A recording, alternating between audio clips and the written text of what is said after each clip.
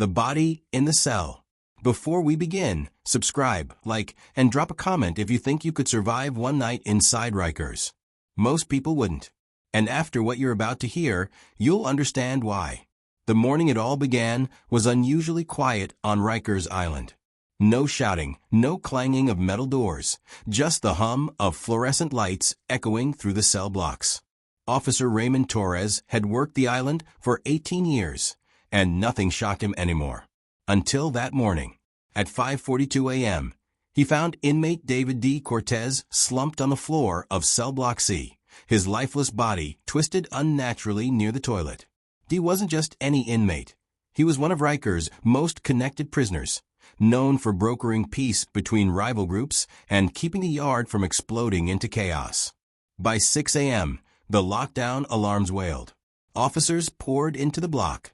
Cameras flickered. Files vanished from the warden's office. And within hours, Rikers, New York's most infamous jail, was back in the national spotlight. But this time, the headlines didn't just talk about violence inside the walls.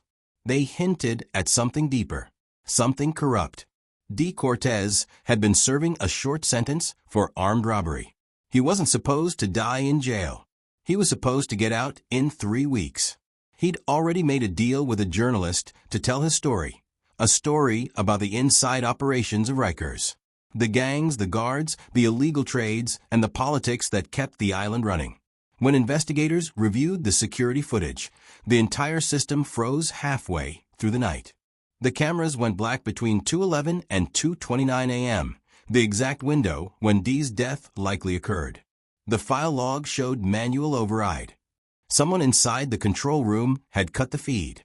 Detective Marla Jensen from the NYPD's Department of Corrections Task Force arrived that same morning. She'd spent years uncovering organized crime rings inside city agencies. But as she stared at the dead inmate's body, the bruises on his wrists, and the faint trace of handcuff marks, her instincts screamed that this wasn't an inmate fight. This was something else. Inmates started whispering about a secret meeting D had arranged before his death. They said he'd planned to expose a smuggling network, contraband phones, drugs, and weapons, all moving under the noses of the administration. Some said he had names. Some said he even had proof. By noon, the warden gave a short press statement. "We are investigating the unfortunate passing of inmate Cortez. There is no indication of foul play." But behind closed doors, tensions erupted. COS began turning on each other. Rumors spread about an officer known only as Red, who had been seen talking to D the night before. Red had a history, internal complaints, missing evidence, and a tendency to disappear during lockdowns. Detective Jensen pushed harder, requesting keycard records from the night of the death. The log showed that Red's badge had accessed cell block C at 2:17 a.m. But when she confronted the staff, no one could account for his location after that time. His locker was empty. His radio left on a bench. Red had vanished. Outside Rikers, journalists began digging. They found evidence that the city had quietly been preparing to shut down Rikers Island by 2027, after decades of lawsuits, inmate deaths, and corruption scandals. D's story could have accelerated that timeline. He knew names of officers who ran their own underground empire inside the prison. He'd planned to expose them all in a recorded interview. By sunset, the city's skyline glowed over the East River, while helicopters hovered above the island. News anchors speculated about riots and revenge plots. Inside, the tension was unbearable. Inmates refused to leave their cells. Guards stopped trusting their command. Detective Jensen returned to the morgue to review D's autopsy. What she found made her stomach drop. There were traces of a sedative in his system, one not used by medical staff. The vial label matched supplies stored only in the infirmary, an area restricted to senior officers. It wasn't just murder, it was an inside job. That night, Jensen's phone buzzed with a message from an unknown number. "You want the truth about Rikers? Check the basement. Storage room 3B. She drove back to the island under cover of darkness. Guards refused her entry, citing repairs. But Jensen wasn't the type to stop. She found another way in, through a side entrance near the medical bay. The corridors were empty, echoing with a hum of broken lights. When she reached room 3B, the padlock was already broken. Inside were boxes stacked to the ceiling, old case files, sealed bags of evidence, and dusty hard drives marked "Do Not Remove." She powered up one of the drives using her portable scanner. Encrypted video files. Timestamp, 2:17 a.m. The same moment D. Cortez had died. And, as the screen flickered to life, Detective Jensen saw a shadow moving through the cell block, a uniformed officer dragging something across the floor. Then the camera turned, catching a flash of the man's face. It wasn't Red. It was someone higher up. Someone wearing a lieutenant's badge. The lieutenant's secret. If you're still here, hit that subscribe button. Because what comes next about Rikers Island isn't in any news report. It's what they buried. Detective Marla Jensen sat in her car outside the island's gates, replaying the encrypted footage on a loop. The timestamp was clear. The figure dragging a body across the cold concrete floor wasn't some low-ranking officer gone rogue. It was Lieutenant Carl Monroe, a 20-year veteran of the Department of Correction, known for his spotless record and his close relationship with the warden. Marla had worked long enough to know what that meant. The rot wasn't at the bottom. It was at the top. She leaned back, staring through her windshield at the distant, barbed silhouette of Rikers Island. The island wasn't just a jail, it was a machine. One that thrived on silence, power, and deals no one was supposed to question. D. Cortez had tried to break that silence. And now he was dead. The next morning, Marla walked into the Department of Corrections Manhattan headquarters with a copy of the footage. She expected outrage, maybe even support. Instead, the air in the conference room turned icy. Senior officials exchanged glances. The warden, a gray-haired man with tired eyes, folded his hands and said, "Detective Jensen, this footage wasn't obtained through approved channels. You'll hand it over and close your inquiry." Her stomach twisted. Close it? There's a murder on record, a corrupted system, and your lieutenant's fingerprints all over it. The warden didn't blink. You've seen what happens to people who dig too deep. Rikers is already shutting down. Let it die quietly. That was the moment Marla realized the system wasn't broken. It was designed to work this way. Outside the office, a young officer named Andre Tate caught up to her. He looked nervous. "Detective Jensen? I heard about Cortez. You're right to keep pushing. But if you want proof, meet me tonight. Parking lot, 11 p.m., don't bring anyone." At 11:04 that night, rain poured across the cracked concrete outside Rikers' perimeter lot. Marla waited in her car, the engine off, the wipers squeaking. Andre appeared in uniform, glancing over his shoulder like he was being watched. He handed her a flash drive, his hands trembling. "This is everything," he whispered. "Emails, payment logs, body cam exports. They've been smuggling contraband through medical transfers, under the lieutenant's command. Cortez found out. That's why they silenced him." Before Marla could respond, headlights swept across the lot. A black SUV rolled up, unmarked, government plates. Andre's eyes widened. "They followed me." The SUV door opened. Two men stepped out, both wearing suits, both silent. Andre froze, and in an instant, one of them called out, "Officer Tate, you're needed for questioning." He looked at Marla, terrified, then walked toward them. The SUV door slammed shut, and the vehicle pulled away. That was the last time anyone saw Andre Tate alive. Marla sped home, heart pounding. She copied the flash drive files to a secure cloud before the police servers could be wiped. The documents inside were explosive. Cash transfers to anonymous accounts, falsified disciplinary reports, and internal memos about maintaining operations during media scrutiny. But the most chilling document was a list of names, officers, supervisors, and contractors, under a header titled Containment Program. Each name had a red mark beside it, and next to D. Cortez's name, the word neutralized. Marla barely slept that night. By dawn, every local news channel was covering the same headline: "Officer found dead near East River, possible suicide." The photo on screen showed Andre Tate. The department called it a tragedy. Marla knew it was a warning. She drove back to Rikers, demanding another interview with Lieutenant Monroe. But the front desk guard told her he'd taken personal leave. No one knew where he went. His locker was empty. His office cleared out.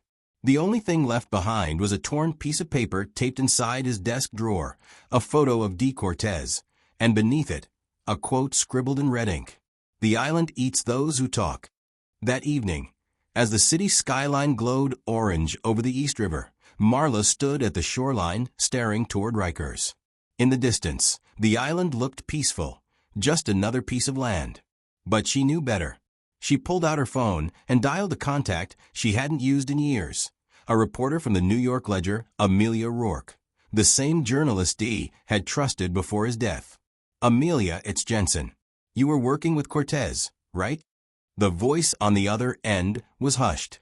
"Yeah, but the last time we talked, he said if anything happened to him, I should give his story to someone on the outside, someone who couldn't be silenced." Marla hesitated. "He meant you." Amelia paused. "No, detective. He meant you." Before Marla could respond, her phone buzzed with a new text. No sender ID. Just one sentence. "You have 48 hours to stop, or you'll end up like Cortez." She looked back across the dark river. The lights of Rikers flickered in the mist like dying stars. The truth was close, but every step forward made her a target. Still, she couldn't stop now. Because buried somewhere in that island's concrete heart was proof of who killed D. Cortez, and why the city was desperate to bury the story before Rikers Island shut down for good. And when Marla finally found it, she'd realized the conspiracy didn't just start inside those walls. It started at City Hall. The fall of Rikers Island. If you've made it this far, you're ready for the truth they never wanted out. Hit subscribe, because after this story, you'll never look at Rikers Island the same way again. Detective Marla Jensen hadn't slept in 36 hours. The rain hadn't stopped since the night Officer Andre Tate disappeared, and now it beat against her apartment window like a warning. The flash drive he gave her, the one that cost him his life, sat plugged into her laptop. The files were more than evidence. They were a map. Each line item led to shell companies tied to construction contracts, food services, medical transport, and even inmate rehabilitation programs. But every payment looped back to one name, Riker Holdings, LLC, a fake company registered under a city development office. The deeper Marla dug, the clearer it became. Rikers wasn't shutting down because of reform or justice. It was shutting down to erase its own crimes. At sunrise, Marla drove to meet Amelia Rourke, the journalist who'd once worked with D. Cortez. They met in an empty diner off Queens Boulevard, the kind of place where secrets got spilled between cups of burnt coffee. Amelia slid into the booth, her eyes sharp. "You brought it."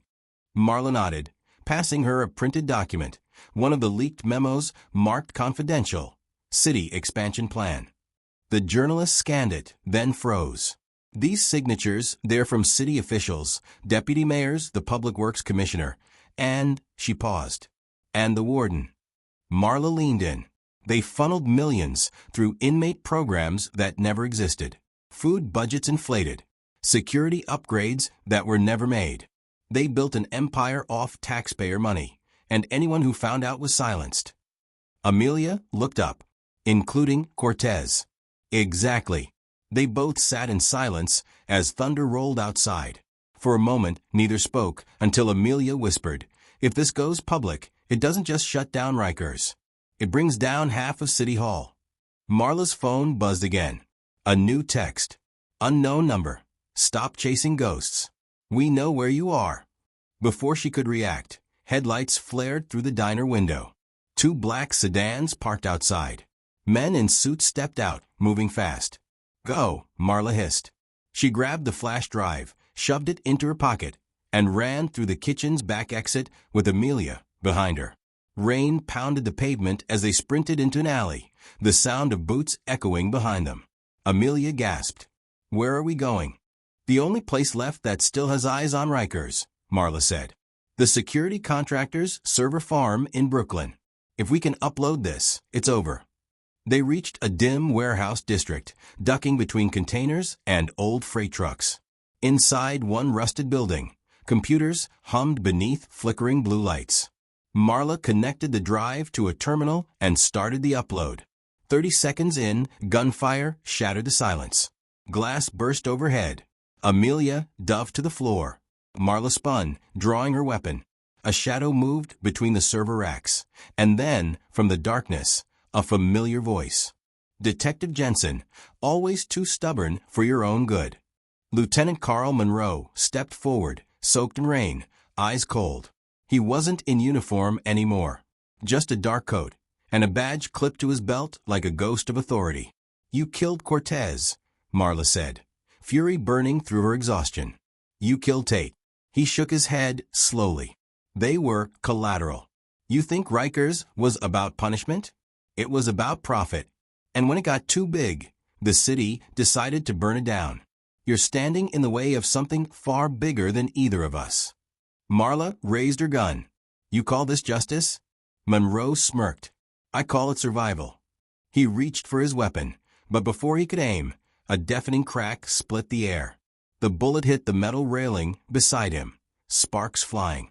Amelia had fired first, her hands shaking but steady enough. Monroe staggered, the echo of the shot bouncing through the warehouse. The upload bar on Marla's screen hit 100%. She hit send. Files blasted into cloud servers, news agency inboxes, and encrypted archives across the city. It was done. Monroe's face twisted with rage. You think anyone will believe you? He shouted. They'll bury this before the morning's news cycle. Marla stepped closer, voice low and steady. Not this time.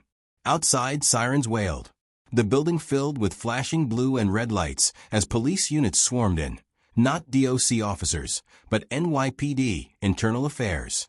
Amelia had called them while running. Monroe turned toward the sound, and for the first time looked afraid. Hours later, as dawn broke over the East River, headlines blazed across every major network. Rikers Island corruption exposed. High-ranking officials implicated in citywide scandal. Lieutenant Carl Monroe was taken into custody. The warden resigned within hours. And the mayor's office confirmed what many already suspected. Rikers Island's closure wasn't about justice reform. It was about damage control. But Marla Jensen's story didn't end there. Weeks later, after the investigations began, she received an anonymous envelope. Inside was a single photograph, a faded security still from Rikers' maximum security wing. D. Cortez, alive. He was sitting in a transfer van, time-stamped 2 days after his reported death. Behind him, a man's silhouette, unmistakable even in shadow. Lieutenant Monroe. Her breath caught. The image was real, which meant everything she thought she knew was a lie. Rikers Island wasn't closing because it was dying. It was closing because something inside it or someone had to disappear. And as the camera panned out from the burning skyline of the island in the news footage that night, Marla's voice echoed in the city she'd nearly died protecting. They said Rikers was a cage for criminals. But the truth is the cage was built for all of us. If you think this story was intense, you're not ready for the next one. Hit subscribe. The next secret is darker than this one.